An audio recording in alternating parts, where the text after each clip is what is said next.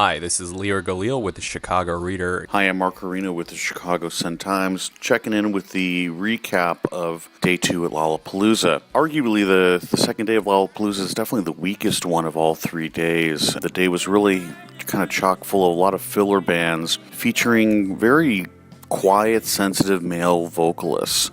I'm talking about Foles, Local Natives, Mad and Kim.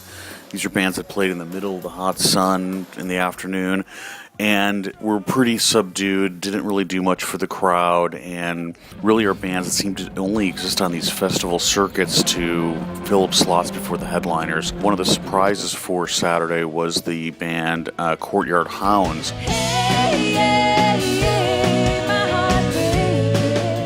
Actually, not a lot of people showed up for the set, but if they knew who was in the band, maybe more would. It was actually the two sisters who were in the Dixie Chicks. They had a band of kind of Austin, Texas stalwarts, including Charlie Sexton, who is a sideman for Bob Dylan. The last time the Dixie Chicks were in town, they played Soldier Field. Courtyard Hounds is a side project that's kind of kept pretty quiet. It's been going around the country and not really advertising itself well. And a really nice set by them, and you could see what they sounded like before Natalie Maines joined the group.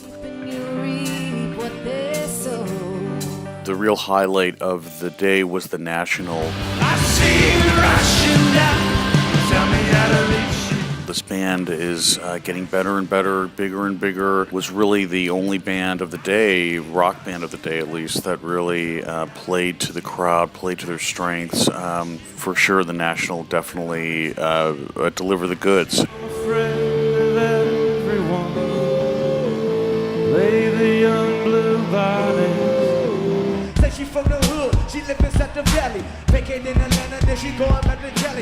Kendrick Lamar put on a strikingly different performance than the one that he did a year ago at Pitchfork Music Festival, largely because he's had an album come out that is now platinum.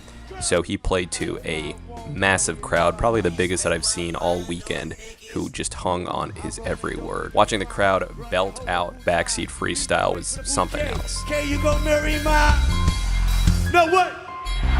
No, what?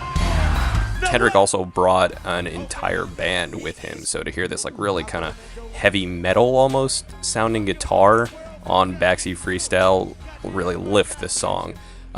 Made for a fairly powerful set, and Kendrick is a solid performer. He knows just what he has to do given the circumstances, and he really had the crowd eating out of his palm. So that was a fantastic set to see. Girl!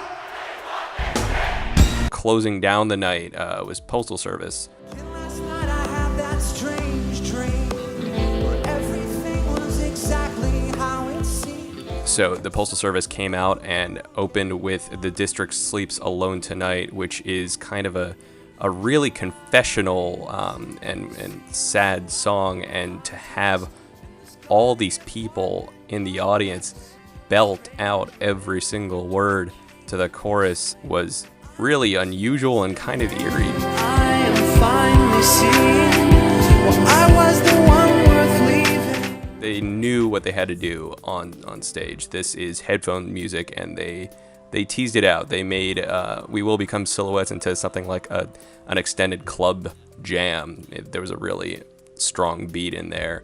And Ben Gibbard and Jenny Lewis had some great chemistry, and it was fun. It was charming, and they threw out some unexpected stuff. They covered Beat Happening, so they kind of put the alternative back in Lollapalooza, at least in my book.